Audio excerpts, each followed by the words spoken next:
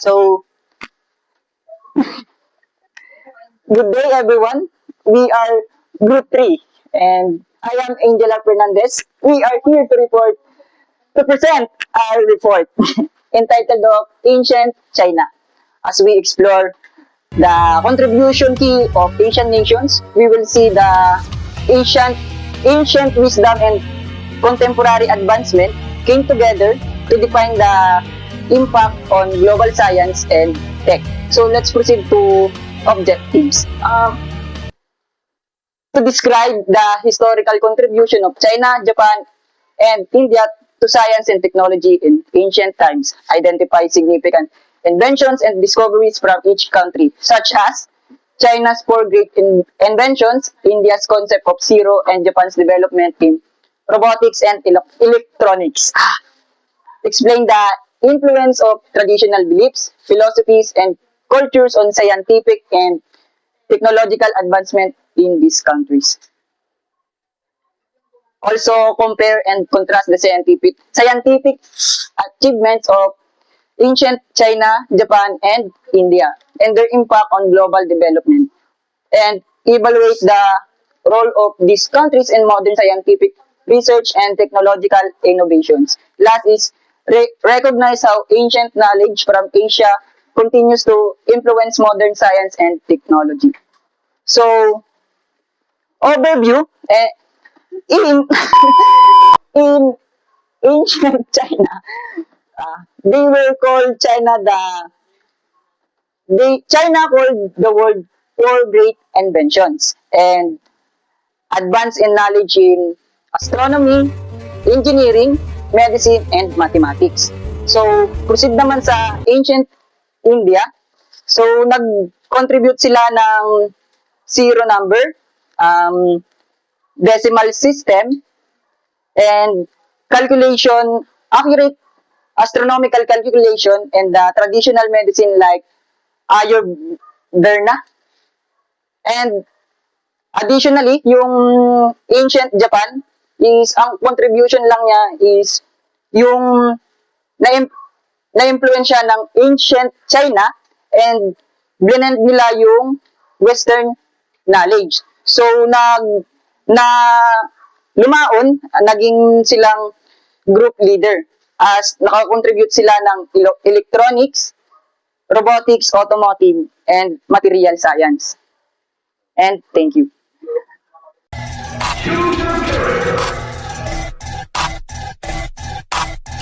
Good day everyone, I am Eliza Megan Aravarisha and today I will be discussing the contributions of China in the ancient times. So first up, China is one of the oldest and continuous civilizations with a long history of science and technology for thousands of years. What makes ancient China unique is that its knowledge combined practical use with philosophical ideas aiming to improve life and maintain harmony with nature. Their advancements that were included in science and technology was in the field of agriculture, medicine, astronomy, and government and statecraft. So, first up, in agriculture, they improved farming and irrigation. In medicine, they focused on balance and overall health. For astronomy, they used calendars and understood the seasons. In government and statecraft, they organized society. So overall, ancient China's innovations were practical and meaningful, yet they helped people in understanding their daily lives while also staying connected to nature. Thank you.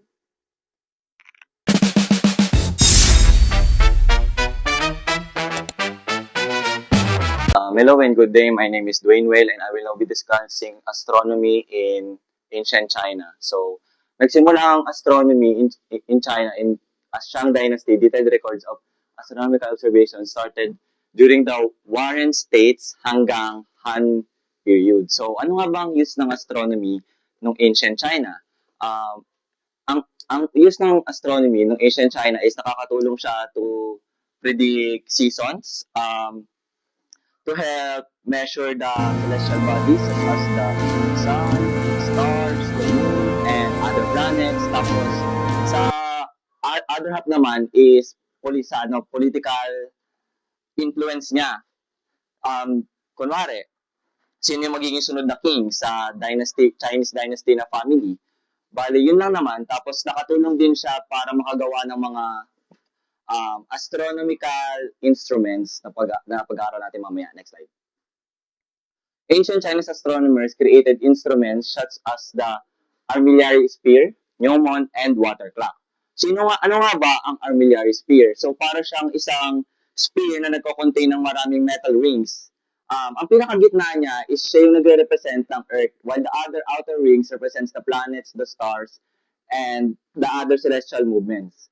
Ngayon, sa gnomon naman is para sa isang malaking pillar na may mga mark sa likod niya na kapag dun tumama or nag-cast yung shadow is yun yung isang 1 hour lap sa isang araw. Ngayon, paano nakakatulong yung gnomon na ma-dictate kung anong season na parating?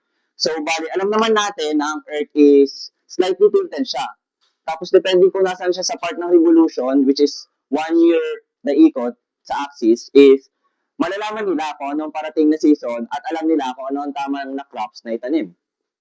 Ngayon, sa water clock naman, is isa siyang simple mechanism na in-invent ng one of the greatest inventor ng ancient China, which is si Su Song. Ang tulong niya is merong mga water na nagda-drop mula sa taas, tapos yung mga gears is nagte-turn hanggang umabot sa pinakamalaking gear. Ngayon, these tools help scholars understand the motion of the sun, the moon, stars, and planet while also improving the accuracy of calendars used for agriculture and rituals. Next page. The armillary sphere was a traditional Chinese astronomical instrument used to observe celestial bodies. Sabi ko nga kanina, ito yung nasa gitna, representing Earth, tapos yung mga nasa lalabas is represent yung mga celestial bodies around the Earth that influences, na i-influence yung mga nangyayari sa loob ng ating daigdig. Ngayon, the device demonstrated how the sun, the moon, planets, and stars move across the sky. Next page. Astronomers use the armillary sphere to determine the right ascension and declination of stars and planets, helping them map and track celestial objects accurately. It also serves as a teaching tool for explaining the rotation of the heavens, solar movement, and the causes of eclipses. By observing the sun's position and seasonal movement, the instrument helped improve the accuracy of the Chinese calendar, tulad ng in-explain ko kanina. Next page. Gnomon was a vertical pole used to measure the position of the sun and determine the time and seasons. Sinabi ko na nga rin yung kanina, dito yon. Yung mga bawat mark na yan is 1 hour lap na hanggang makakompleto niya yung 24-hour lap. By studying these changes, astronomers could determine solstices, seasonal changes, and the 24 solar terms used in the Chinese calendar. Observations from the gnomon also help calculate the length of a tropical year, which was approximately 365 days na malapit sa modern calendar na meron tayo ngayon. Next page. Ito na nga, yung water clock na sinabi ko na in-invent ni Su Song. Ancient China also developed advanced water clock to measure time using the steady flow of water. These clocks were already used in the Han Dynasty. A famous example was the water-driven astronomical clock that was built by Su Song in the 11th century during the Song Dynasty. So, dagdag ko lang, isa sa mga great inventor noong time na yon was Zhang Hong. Ang pinakamalaking naiambag niya is na-invent niya yung seismograph na nagme-measure kung gaano kalakas ang darating na earthquake or kung saan siya pwede mangyari. Yun lang. End of astronomy. Thank you.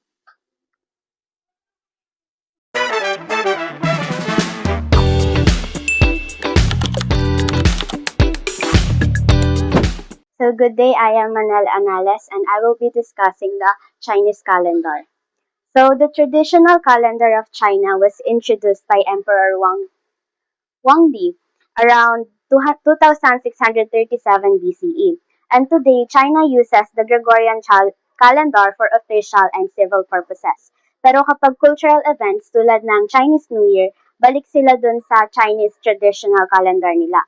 So historically, this calendar was very important kasi ginagamit siya sa farming, rituals, imperial ceremonies, at everyday life. It also reflects the ancient Chinese understanding of astronomy and their close connection with nature. Kaya hanggang ngayon, it remains a vital part of their culture. So, yung Chinese New Year, next po, meron siyang mga key features and yung isa diyang key features is lunar months. Dito, bawat buwan nagsisimula sa new moon. Tumatagal siya ng around 29.5 days, kaya isang lunar year merong 12 months at nag-alternate yung bilang ng mga araw between 29 to 30. And this makes the calendar different from the Gregorian kasi mas nakabase siya sa moon phases. Next is yung solar year adjustment. Kung ito-total naman dito yung 12 lunar months, lalabas lang siya ng 354 days. Mas maikli kaysa solar year na 365 days. Kaya every 2 to 3 years, nagdadagdag sila ng leap month. Pero para saan nga ba? Ito is para hindi ma-disalign yung mga seasons. Importante siya lalo na sa farming kasi kailangan nakasync ang calendar sa planting and harvesting seasons. Next is yung 24 solar terms. Dito naman, itong calendar na to is divided into 24 solar terms based on the sun's position in the sky. Parang seasonal markers. Halimbawa, spring begins at yung autumn equinox. Noon, sobrang helpful siya sa farmers para alam nila kung kailan magtatanim or mag-aani. Kasi when we say spring begins, ibig sabihin, ito yung solar term na nagmamarka ng simula ng spring season, usually early February. Farmers use this as a signal to start preparing for planting. Meanwhile, yung autumn equinox naman means yung time na equal ang day and night during autumn, usually late September. So for the Chinese calendar, this was a guide for harvesting and adjusting farming activities. So basically, the 24 solar terms are like natural markers that help people align their calendar with the actual changes in nature and seasons. Next is yung Chinese zodiac system. So, siguro naman familiar na kayo dito yung Chinese zodiac sign. Meron ditong 12 animals, yung rat, ox, tiger, rabbit, dragon, snake, horse, goat, monkey, rooster, dog, at pig. Every year, isa sa kanila yung representative. Each animal merong personality traits, fortunes at connection sa direction, season, at time of day. For example, yung rat, consider siya as clever, linked to midnight and winter din siya. Horse naman, considered siya as energetic and linked to noon and summer. Next is yung heavenly stems and earthly branches. Dito naman, aside dun sa zodiac, meron pang mas complex system, yung tinatawag na heavenly stems and earthly branches. Pag pinagsama daw yun, nagiging 60-year cycle and tinatawag siya na sexagenary cycle. Mas malalim na paraan ng timekeeping at astrology. So, ano nga ba yung importance ng Chinese calendar? So, it is more than just a calendar system. Ginagamit siya sa horoscopes, matchmaking, at pag-name ng years and festivals. May mga taon naman na considered lucky, gaya ng Year of the Dragon, at may mga taon na challenging, gaya ng Year of the Tiger. Historically, the calendar guided farming, rituals, and imperial events. Today, ginagamit pa rin siya to set dates for Chinese New Year, Mid-Autumn festivals, and Qingming Festival. It reflects the deep connection ng Chinese people to nature, astronomy, and rhythms of time. So, in summary, the Chinese calendar and zodiac are a fascinating blend of astronomy, philosophy, astrology, and culture. It's an ancient system pero hanggang ngayon, relevant pa rin siya. It connects people to nature, the cosmos, and their traditions. Thank you.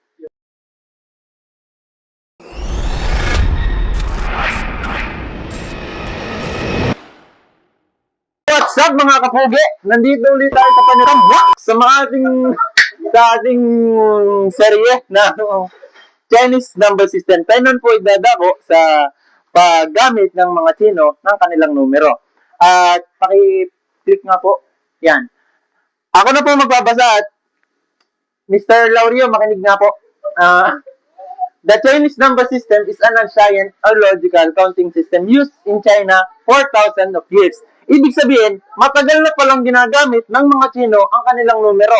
Parang wala pa tayong gamit na numero, ay meron na sila.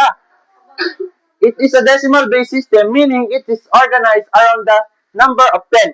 Ibig sabihin, itong pong ginagamit nilang numbers is kagaya lang po nung ginagamit natin. Yung 1, 2, 3, 4, 5, 6, 7, 8, 9, 10. Same lang po. This system helped Chinese scholars perform calculations for trade, astronomy, engineering, and daily activities. Sobrang saya po ng ating kapaligiran. Pati po kayo nakakatawa.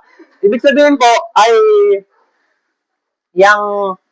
ito po palang Chinese number system ay matagal nang ginagamit ng mga astronomy, engineering, ng mga Chino.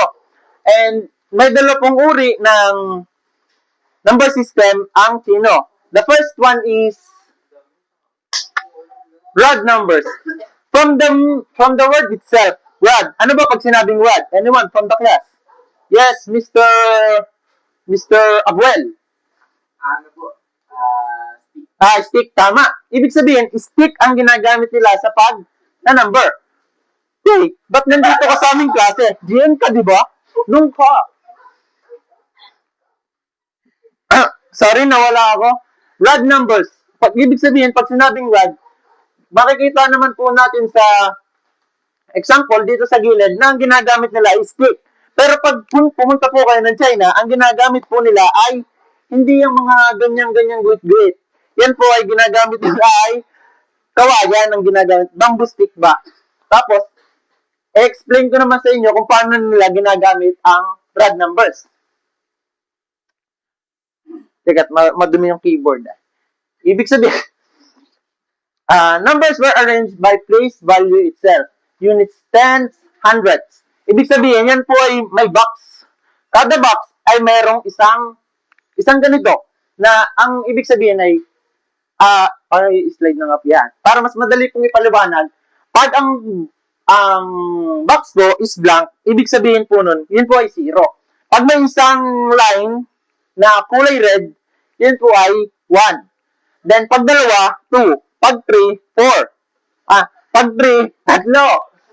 Pag 4, 4. Pag 5, common sense, 5. At pag nakita niyo po itong pula na parang letter D, siya po ay, ang meaning niya po ay 6. Then, add lang po ng add, 6, 7, 8, 9, 10. 8, 9. Pag horizontal naman po, ginagamit po yung horizontal, yun po ay pag kung saan mo posisyong isusulat. Kasi ang Chinese numbers by rod numbers ay pwedeng pataas, pwedeng pabalagbag, and pwedeng pababa.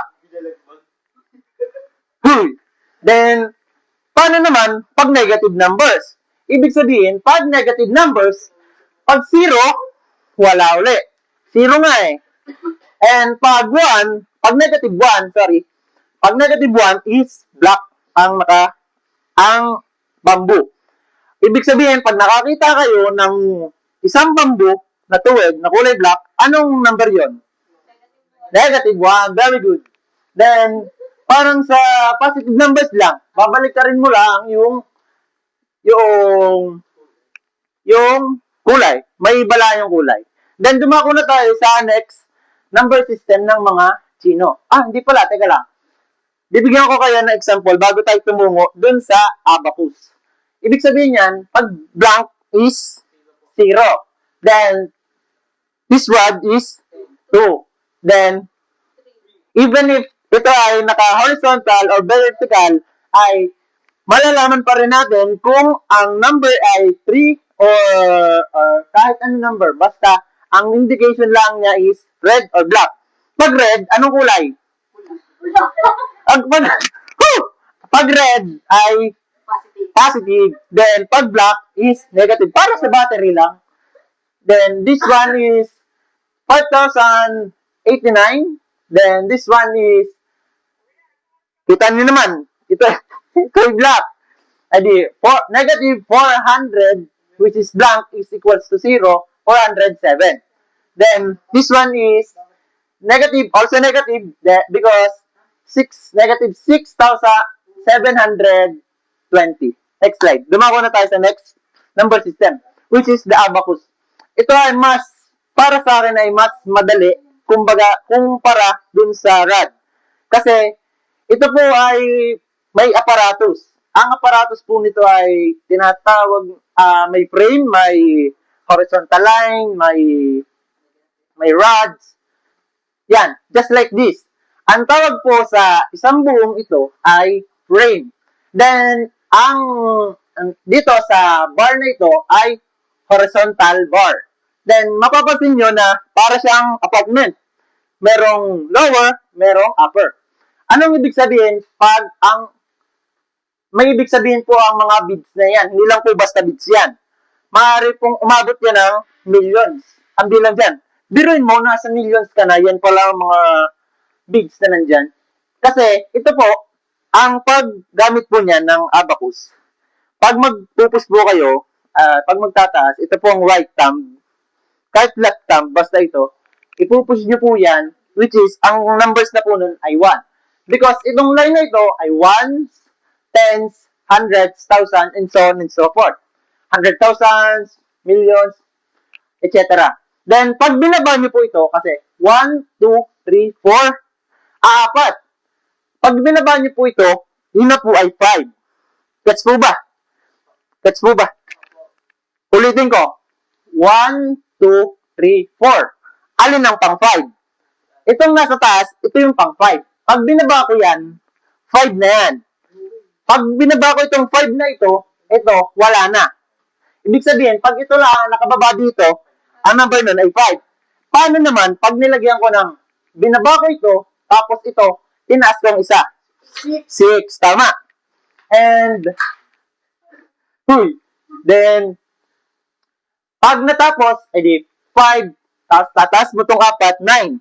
Magtataas ka naman dito sa isa ng isa para 10. Ibig sabihin, pag ang nakababa dito, pag ito nakataas, at isa dito ay nakataas, anong number yan? 11. Tama. Naintindihan po ba kung paano gumamit ng abacus? Yan pong abacus na yan ay ginagamit din ng mga engineer na Chinese nung wala pang calculator. Diyan po sila nagpa-plus, minus, times, divide. Mahirapan lang po sila diyan pag nagkaroon ng cosine, mga tangent. Hindi pa po PRC bawal po yan sa PRC ngayon. Kailangan po yan Yang next slide. Then naganda po kami ng some examples for you to know and can you compute pwede bang alamin niyo kung anong number nito? Galing! 12. 13. Oy!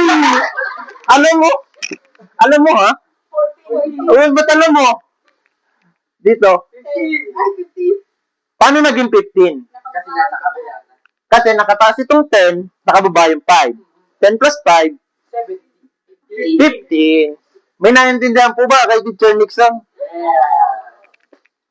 Thank you po. Aba, hindi pa pala. May importance pa pala ng importance of Chinese number system. Base nga po dun sa sinabi ko kanina, napakahalaga po sa mga Chino ng rod numbers and abacus dahil ito po ang naging guide nila sa engineering. Dahil connected nga po ang pagko-compute is naging guide po nila ito sa pagtatayo ng infrastructure, paano ma-compute ang length, ay yun po ang importansya ng Chinese number system sa kanila. Yun lang po, thank you. Who's that Pokemon? It's I love Hugo.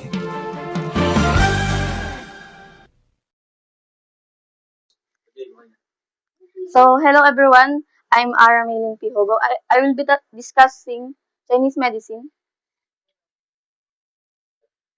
Ancient Chinese medicine, also known as traditional Chinese medicine, is a holistic medical system developed over thousands of years in China.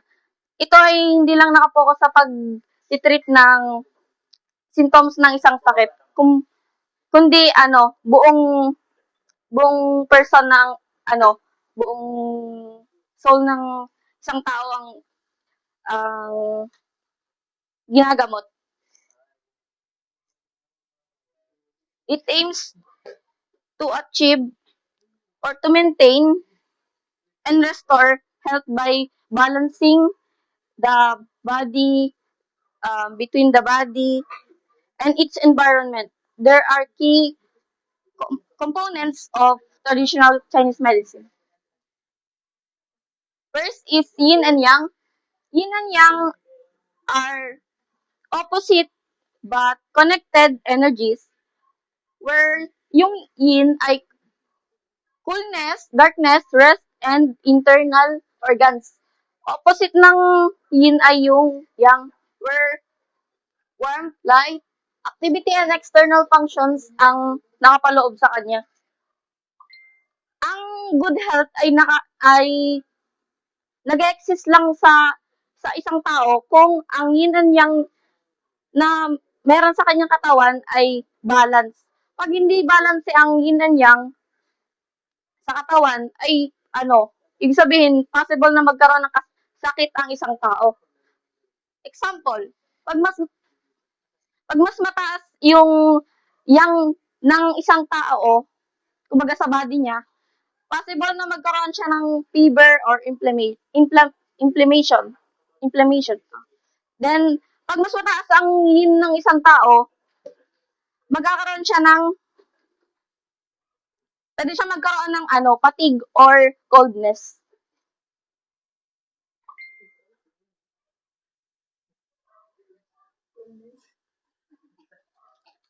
So, yun nga, yun, opposite lang yung dalawa. Kung positive yung yung yin naman negative. Sun, opposite ng moon, light, opposite ng dark. Heaven, opposite ng earth, active, opposite ng passive, fire, opposite ng water, above, opposite ng below, heat, cold, generation, and growth. Next is chi. Ang chi naman ay yung vital life energy na nagpo-flow sa meridian sa ating katawan. Kumbaga, yun yung nagko-connect ng different organ and part of the body. Ang chi ay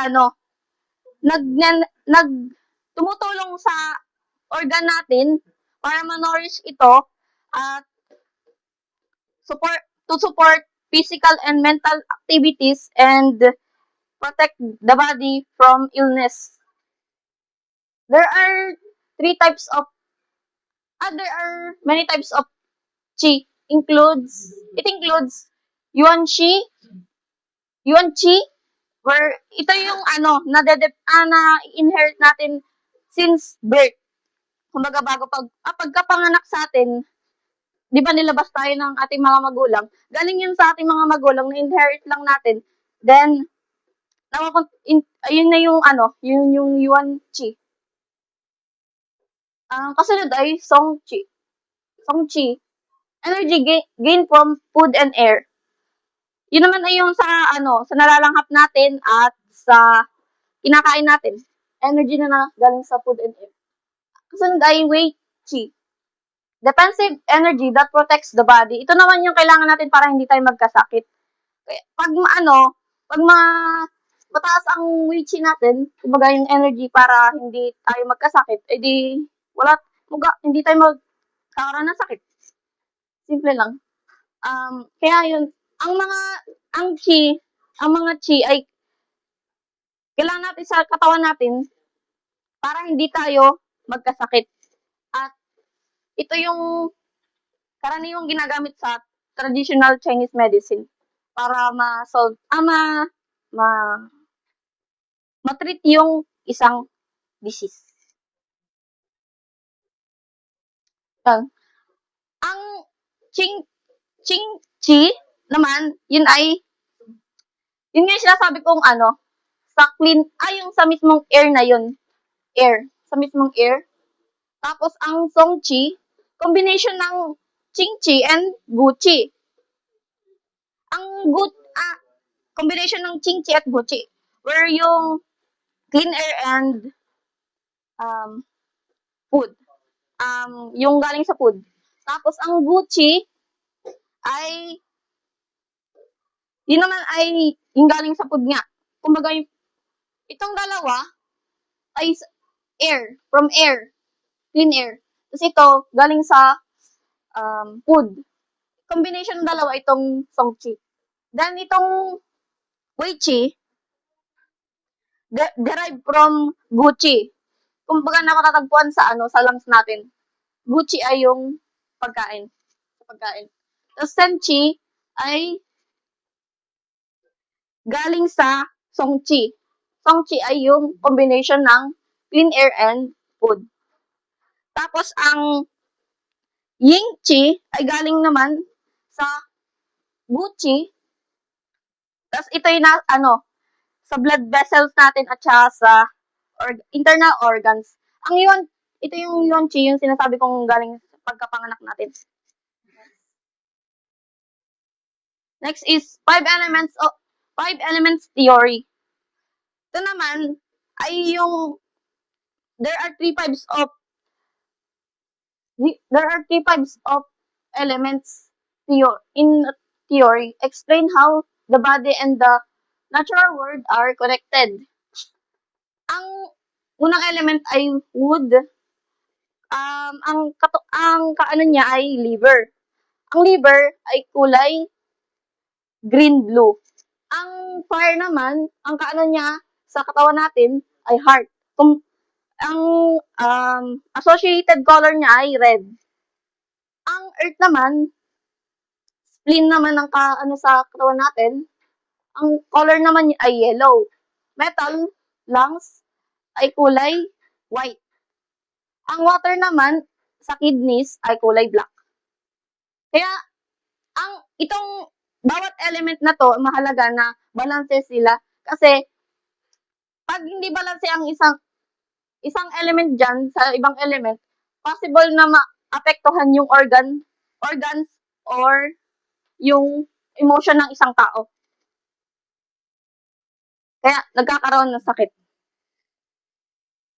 Ayun nga yung sinabi ko, connected yun. Okay. Kasunod ay Shang Fu organ theory. In traditional Chinese medicine, organs are viewed not only as physical structures but also as systems connected to emotion and energy.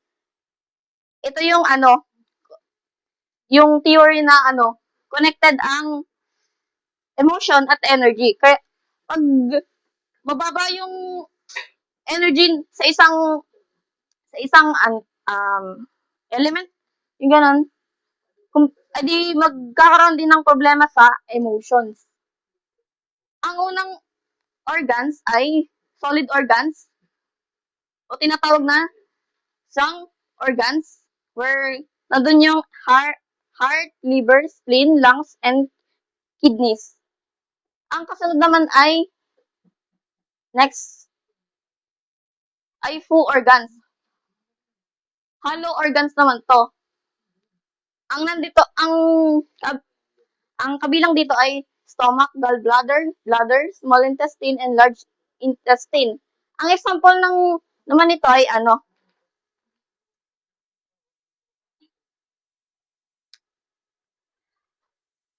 liver natin ay connected sa emotion natin. Ang emotion na yun ay anger. Halimbawa, pag galit tayo,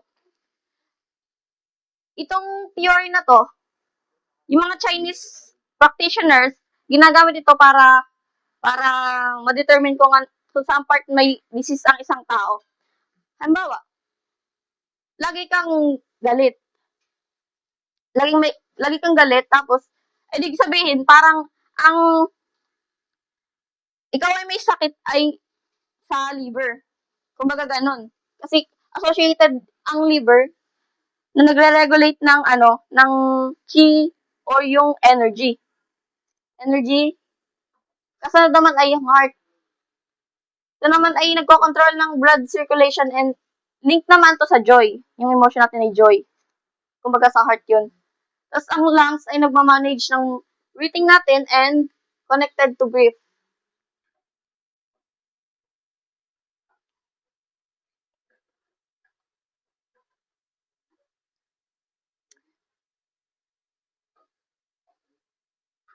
So, ito yun. Ito yung mga sang organ.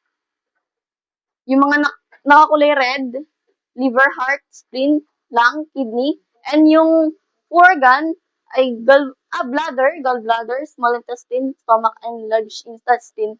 Sila ay nag-interpromotion from, halimbawa, dito sa kidney, interpromotion sa liver, tapos paikot lang ng paikot yan. Tapos, ang interrestrain naman, halimbawa, itong kidney, nagre-restrain dito sa heart. Tapos yung heart, nagre-restrain sa lung. Tapos yung lung, nagre-restrain sa liver. Hanggang liver to spleen and spleen to kidney. Next. Next. Ayan. Dadako na naman tayo sa mga common treatments in traditional Chinese medicine. Excuse me. Sa unang-una, herbal medicine. Ito yung nagamit sila, yung mga Chinese ay nagamit ng natural ingredients like roots, leaves,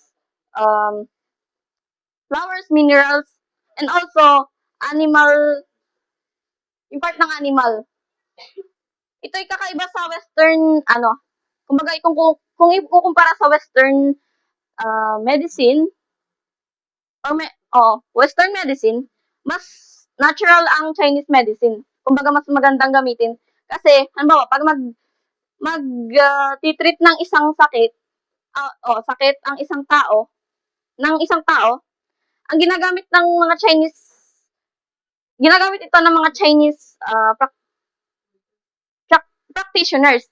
Kumbaga, nakaayon sa sakit ng isang tao yung gagamitin nilang ingredients sa ipoformulate nilang medicine. Example na lang ay ginseng. Ito yung ginagamit ng mga Chinese para mag-i-increase yung kanilang energy. Tapos, ma-reduce ang stress nila, mapataas nila ang maayos ang brain function, and also, kabilang din ang licorice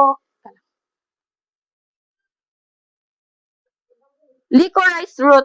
Ito yung ginagamit para para ma-harmonize sa ibang herb. Kumbaga, para mas maging maganda yung combination ng isang medicine. Next is acupuncture. It uses thin needles insert into specific points called acupoints. It helps restore the flow of vital life energy and reduce pain. Often used to treat migraines, arthritis, stress, and digestive problems. Ito yung yung may sobrang nipis na needle na bago yun sa katawan ng isang tao or sa likod specifically, karaniwan sa likod ng isang tao yun. Tapos, o kaya sa neck or shoulder. Pero yung iba, nilalagay sa mukha. Depende na din kung saan sila kailangang gamitan nun. Yun ay, bago ilagay doon, syempre, kailangan mo ayusin muna yung ng katawan, kumbaga i-massage muna. Tapos, saka ilalagay yung maliliit na needle pag nahanap na yung acupoints. Magandang karaniwan nila itong ginagamit sa China kasi hindi lang, pampareduce to ng stress, pampaayos ng mood, and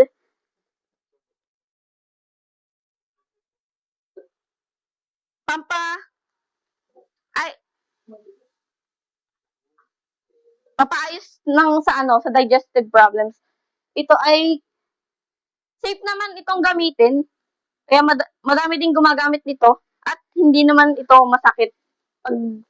Lalo na pag tinanggal, hindi naman daw masakit.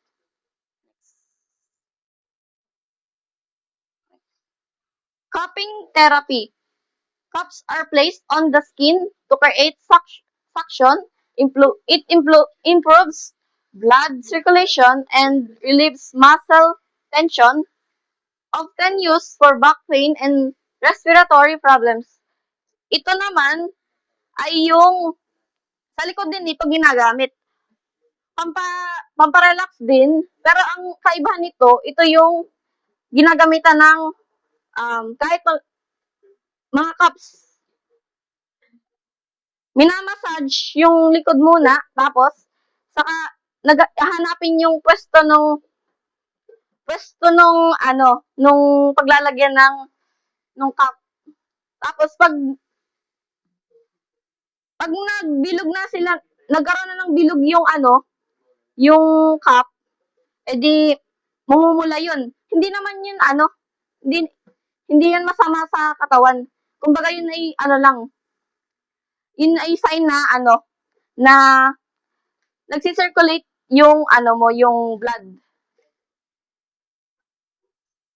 Kasunod ay tuwing na massage. Ito naman ay yung massage.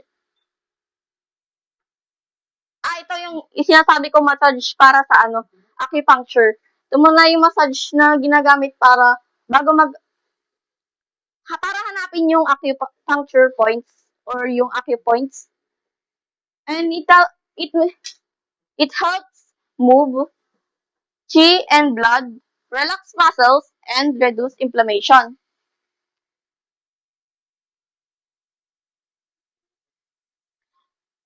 Lastly, ay Qigong and Tai Chi.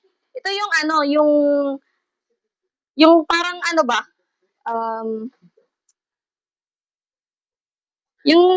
parang sasayaw ka ba? Gaganon. Parang gaganon, ganon. Basta yung ganon. Tapos yung iba na ganon lang. Tapos, iba-ibang yun, iba-ibang step. Ito yung ginagamit para sa mind and body natin. Para maayos ang balance, ma-improve ang balance, flexibility, and mental well-being.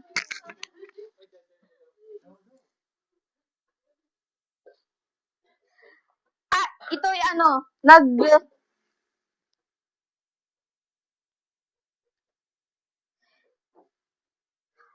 regular practice can prevent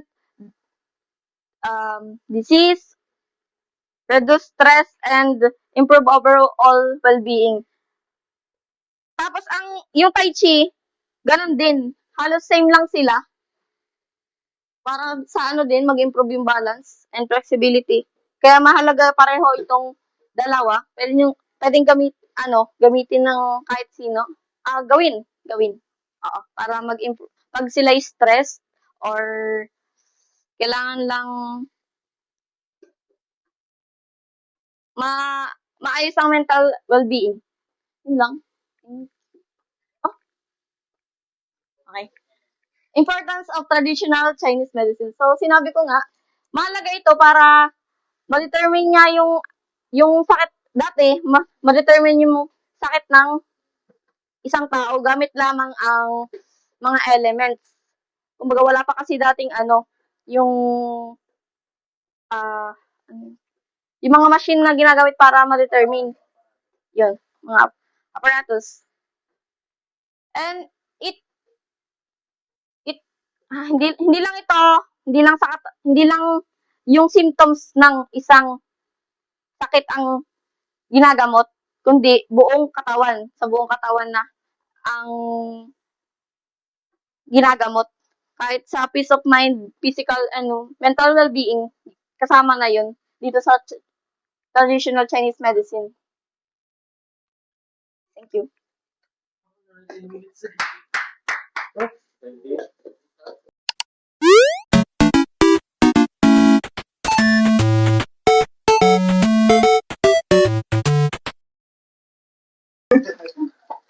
I'm Mikael Digala, and now let's move on to Chinese agriculture.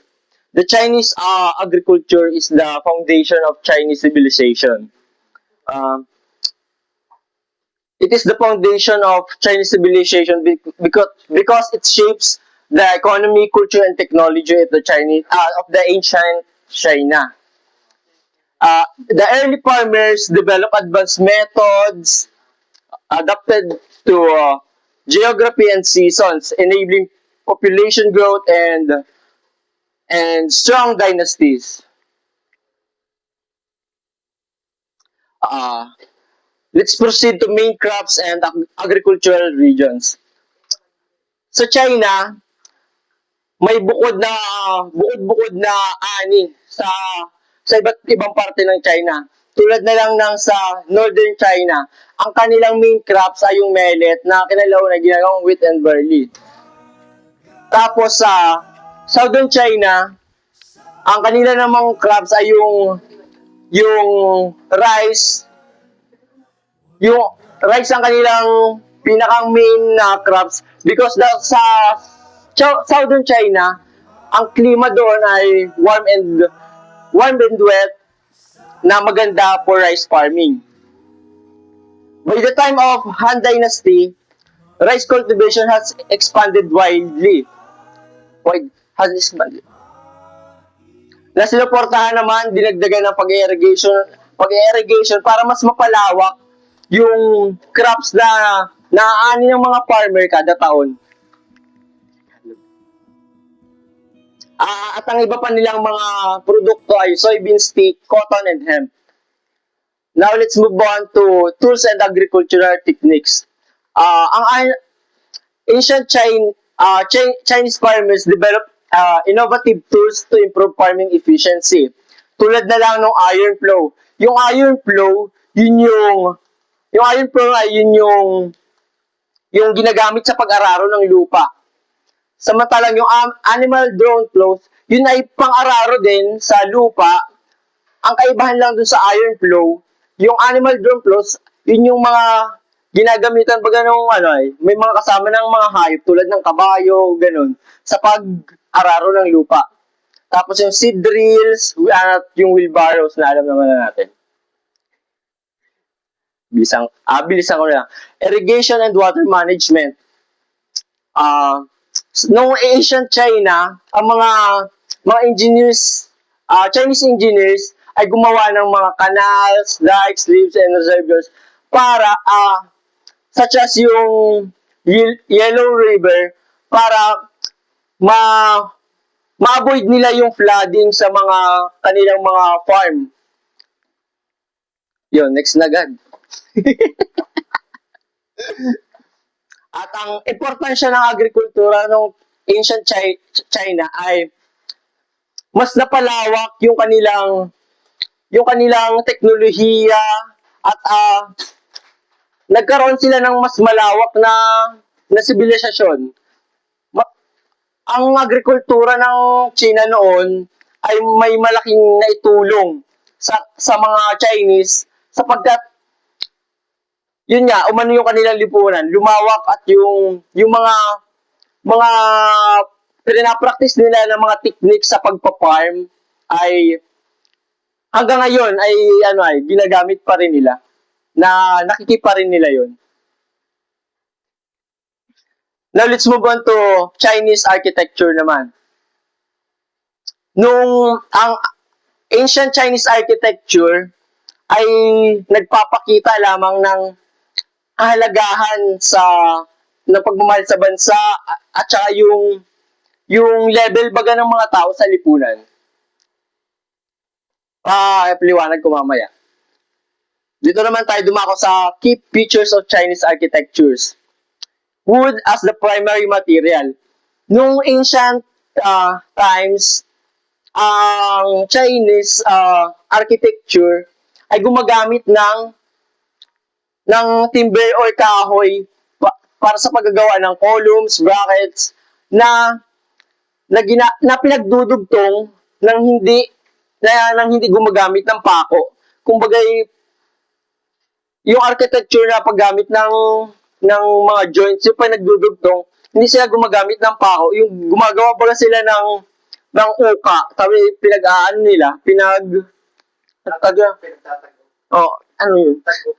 parang pinagdidikit na hindi gumagamit ng pako. Yun, parang dinidiskartehan na nila ng ganun.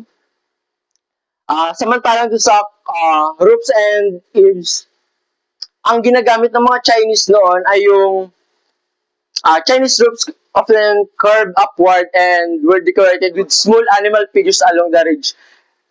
Yun ay yung kanilang mga roofs nung time na yon ay nagpapakita or ginagawa at dahil naniniwala sila na sa paggamit ng mga ganong techniques, naproprotektahan nila yung buildings from evil spirits. Okay. Cemetery and action. Leo, ulit daw. Pawis na ako eh. Now, let's proceed naman sa cemetery and axial layout. Ang mga buildings ng ancient China ay karaniwang na binubuo ng naka-north-south axis with balanced structures on both sides. Dahil naniniwala sila at tradisyon na din nila na naging tradisyon nila na ininfluensyahan ng yin and yang and feng and shui. Wait, isa pa. Let's proceed naman sa hierarchy in design. The hierarchy in design in Chinese architectures reflects on social status. Yung pagbibuild gamit ng yellow roof tiles at saka yung mga iba't ibang roof. Nagpapakita nung kanilang status sa lipunan. Tulad nung pag sa yellow roof tiles yun, para sa mga sa mga emperors, yun. Tapos pag yung mga ordinary people naman, syempre mas mga nakatira lang sila sa mas simple na bahay, ganun. Now let's move on to palaces naman. Imperial palaces symbolize that. Now let's move on to palaces. Imperial palaces symbolize the power of emperor. Ang isa sa sikat na palaces sa ancient China na makikita pa rin natin ngayon ay yung Forbidden City sa Beijing na binuo noong 1406 to 1420 ni Yongle Emperor. Yung palace na yun is complex at ito ay nagpapakita ng political power no time na yun. Political power ng mga emperors. Yun.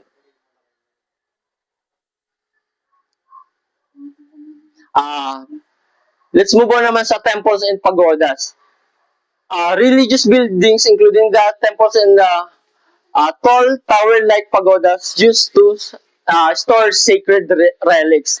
Ang isa sa mga famous na buildings na ganito ay yung Shaolin Temple na ginawa noong 1495 CE during the Northern Wei Dynasty.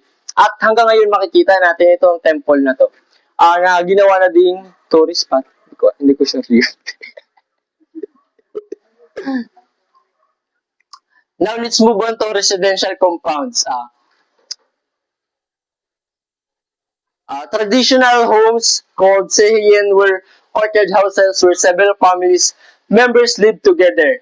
The layout usually included yung mga gatehouses para sa mga servants, mga main hall for guests, at saka yung private rooms for families naman. Okay na. Let's proceed to tombs and mausoleums.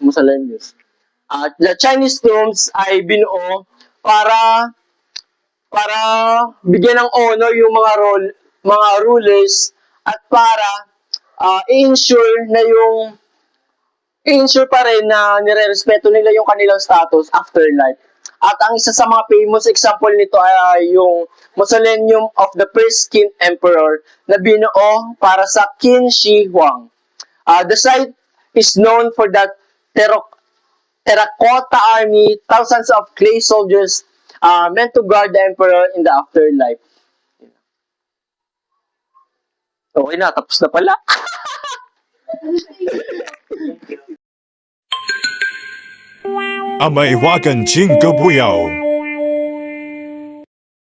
We will tackle about 4 greatest inventions of ancient China. Ancient China stood as one of the most technologically advanced civilizations in ancient times. Driven by deep sense of creativity and practical thinking, over thousands of years, Chinese thinkers and craftsmen developed innovative tools and processes that fundamentally transformed daily life, science, and engineering across the globe. Central to this legacy are the four greatest inventions, namely papermaking, print technology, the compass, and gunpowder. Papermaking was a monumental breakthrough invented during the Han Dynasty around 105 CE by Kai Lun. Before this, recording information was cumbersome, but paper revolutionized communication, education, and record keeping. The traditional process began by collecting plant fibers like mulberry bark, hemp, old fishing nets, and old rags. These materials were soaked in water and then boiled or steamed to remove impurities and break them down into a pulp. Sometimes the mixture was beaten with wooden mallets to further separate the fibers until they form a thick, watery suspension. To create a sheet, a screen made of bamboo or pine mesh was dipped into the pulp and lifted out, allowing the water to drain away while leaving a thin, even layer of fibers behind. This wet sheet was then pressed, filled up, and laid up flat to dry on smooth walls or heated stones in the sun. For high quality results, the dried sheets were polished with stones or treated with starch. It is to prevent ink from soaking in too deeply. This light, flexible, and durable medium eventually spread across Asia and to the West, playing a crucial role in the development of global literacy. Printing technology followed as a natural progression, with China pioneering woodblock printing as early as the Tang Dynasty. This method involved carving entire pages into wooden blocks, as well as images and patterns into those, which were then inked and pressed onto paper or cloth. This marked a revolution in knowledge sharing and laid the foundation for even more advanced techniques. During the Song Dynasty, around 140 CE, an inventor named Bisheng developed movable type printing. Instead of carving a whole page onto one block like before, individual characters were created separately out of clay. These characters could be arranged and then disassembled to be used for different text. Although the complexity of the Chinese script presented challenges, this invention was one of the greatest advances in communication history, eventually spreading to Korea and Europe and influencing the development of the movable metal type press centuries later. The invention of the compass provided the world with a vital tool, not only for exploration, but for some other uses, such as alignment.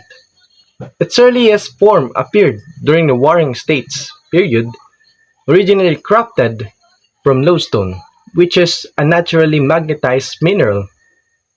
At first, the device was used primarily for geomancy and divination, especially in feng shui.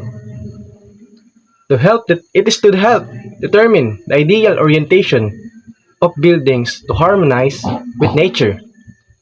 Philosophers and scientists were intrigued by how lodestone would align itself in a north-south direction when suspended in the air or floated in the air. By the Song Dynasty, This scientific curiosity was adapted for practical marine navigation.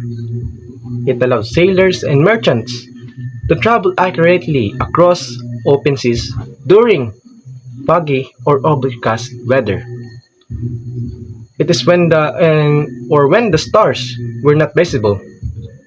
This major breakthrough reached Europe by the 12th century by the trade route like the Silk Road, which is significantly influencing the age of exploration at the time, and as well as enabling global connectivity long before modern technology emerged. Finally, a gunpowder was an accidental but world-altering discovery. It is made during the Tang Dynasty around 9th century CE. It is believed that Taoist alchemists stumbled upon the mixture of charcoal, saltpeter, and sulfur while searching for an elixir of immortality. Initially, gunpowder was not used for war. It was utilized for entertainment and or religious rituals, specifically in fireworks. It is meant to celebrate or scare away evil spirits, as well as for military signal flares. They're used by the ancient Chinese empires such as the Qing and Han and so on. Over time, however, it was adapted for combat, leading to the creation of leading to the creation of fire arrows, bombs, grenades, flamethrowers, and early firearms during the Song and Yuan dynasties. This technology spread westward through the Silk Road and the Mongol conquest, reaching the Islamic world and Europe by the 13th century. In the West, it contributed to the rise of modern artilleries and armies, fundamentally changing how wars were fought while also advancing fields like chemistry and global exploration. That is all for my part. Thank you.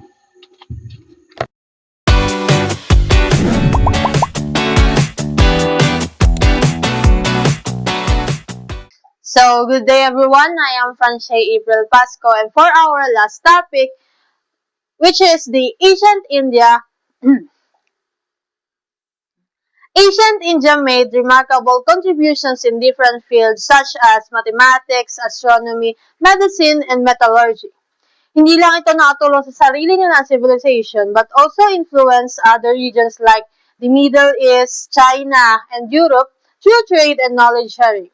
This shows na even in ancient times, highly advanced na ang kanilang pag-iisip or understanding sa science. Now, next topic is the ancient Indian astronomy. Ancient India had a very advanced understanding of astronomy. Ginamit nila ito not only for science but also for religion, agriculture, and timekeeping. They carefully observed celestial bodies like the sun, moon, and stars, and created mathematical models to explain their movements. Dahil dito nakabuo sila ng accurate calendar system na ginagamit pa rin hanggang ngayon in some forms. They also use instruments like gnomon or shangtu para malaman ang oras gamit ang shadow. Then, water clock or the clepsydra para sa time measurement.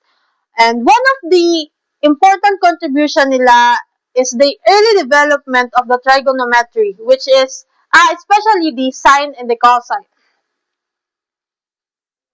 This person is Aryabhata.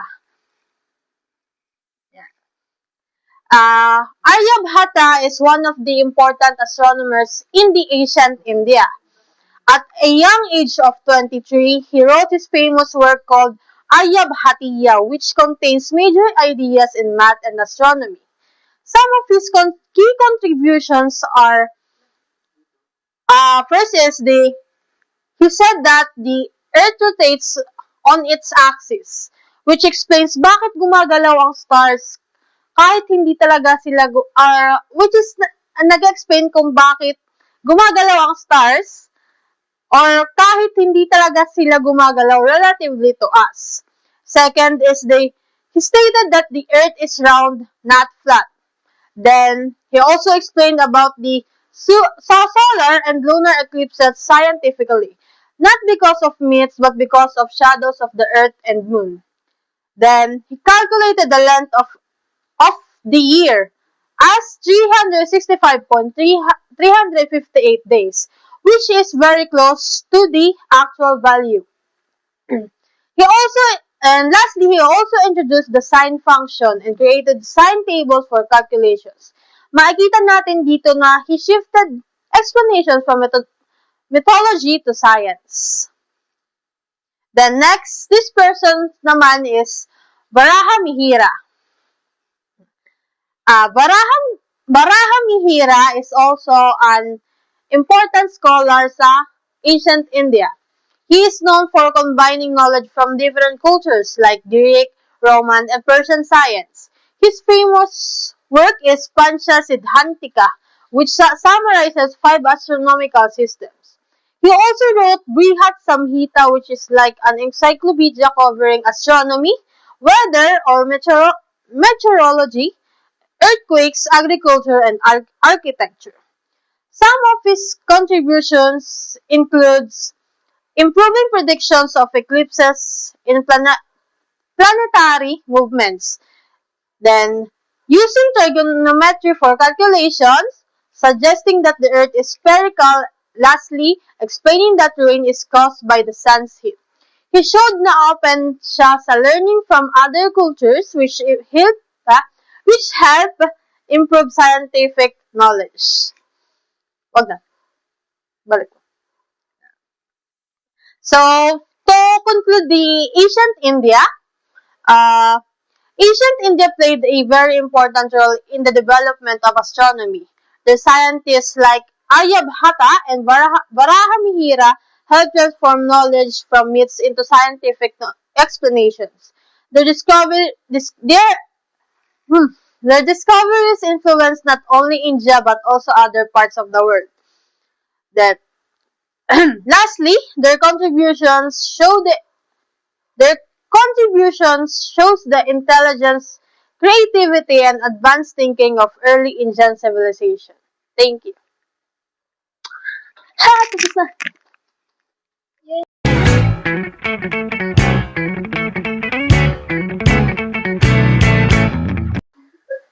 Hi, I am Hansel G. Sawyer. So, conclusion. In conclusion, Ancient Asia. Hi, I am Hansel G. Sawyer. So, conclusion. So, in conclusion, ancient Asia civilization, especially China and India, showed a great intelligence, creativity, and innovation in science and technology. So, ancient China developed advanced knowledge in astronomy, medicine, agriculture, architecture, and technology, including the 4 great inventions: paper, printing, compass, and gunpowder. This innovation helped communication, navigation, education, and even warfare, influencing the whole world. So, ancient India also made a major contribution in astronomy, mathematics, and medicine, with the scholars like Arabata and Barahimira leading to important discoveries. So, their knowledge showed that science and technology were connected to culture and philosophy and daily life.